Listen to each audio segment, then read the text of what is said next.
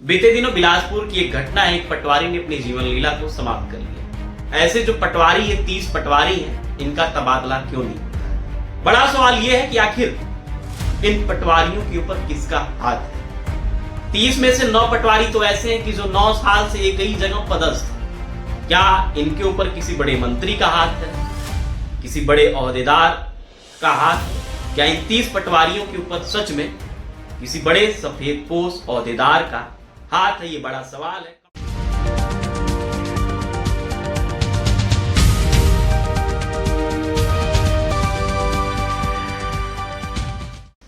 पूरे छत्तीसगढ़ में भारतमाला प्रोजेक्ट को लेकर तमाम खामियां सामने आ रही हैं।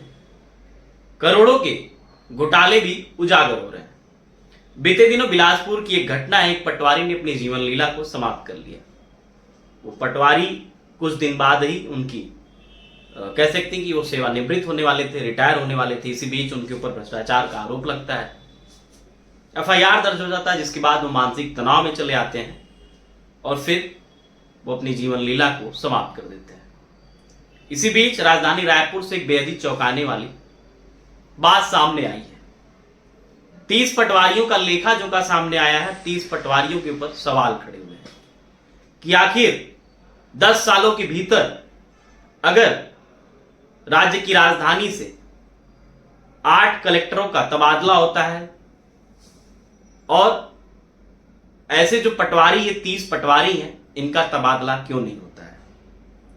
जो इनका तहसील है वो एक ही तहसील में पदस्थ रहते हैं। दिखाने के लिए कभी इनको सस्पेंड कर दिया जाता है तो कभी इनका हल्का जो है परिवर्तित कर दिया जाता है। बड़ा सवाल यह है कि आखिर इन पटवारियों के ऊपर किसका हाथ है? जो सफेदपोश हैं, जो बड़े ओहदेदार सफेदपोश हैं, क्या सच में इनका संरक्षण है? इस वजह से अगर सस्पेंड होते भी हैं तो सस्पेंड होने के बाद जब इनकी बहाली होती है तो इनको अपना मनचाहा हल्का मिल जाता है। अब सोचिए, राजधानी की बात है।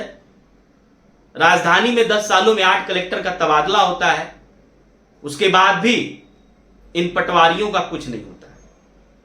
अब बड़ी हैरानी की बात तो यह है कि 90% ये ऐसे पटवारी हैं जिनके ऊपर कह सकते हैं कि लिखित शिकायत दर्ज है।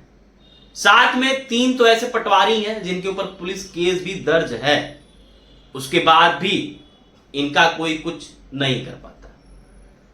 30 में से 9 पटवारी तो ऐसे हैं कि जो 9 साल से एक ही जगह पदस्थ है। बड़ा सवाल है। आप सभी जानते हैं कि सरकारी नौकरी का एक रूल होता है कि जो नौकरी की शुरुआती अवधि होती है, या फिर यूं कहें कि रिटायरमेंट के कुछ साल को छोड़कर बाकी की जो भी सेवा होती है वहां उनको उनका शहर नहीं मिलता, उनका जनपद नहीं मिलता। लेकिन ये 30 पटवारी तो ऐसे हैं जो एक ही तहसील में पदस्थ है। क्या इनके ऊपर किसी बड़े मंत्री का हाथ है, किसी बड़े ओहदेदार का हाथ है? तमाम सवाल है। कुछ अधिकारी जो कि बड़ी दबी जुबान से बोलते हैं कि अगर इनके ऊपर कुछ शिकायत, हम कुछ एक्शन लेते हैं तो उल्टा हमारे ऊपर पड़ जाता है।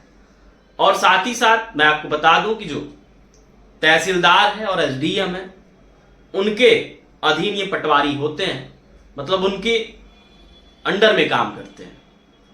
उसके बाद भी तहसीलदार भी चुप, एसडीएम भी चुप। आखिर इन पटवारियों के साथ ऐसा क्यों है? क्या इन 30 पटवारियों के ऊपर सच में किसी बड़े सफेदपोश ओहदेदार का हाथ है? ये बड़ा सवाल है। कमेंट सेक्शन में आप बताइएगा क्या कुछ राजधानी में हो रहा है।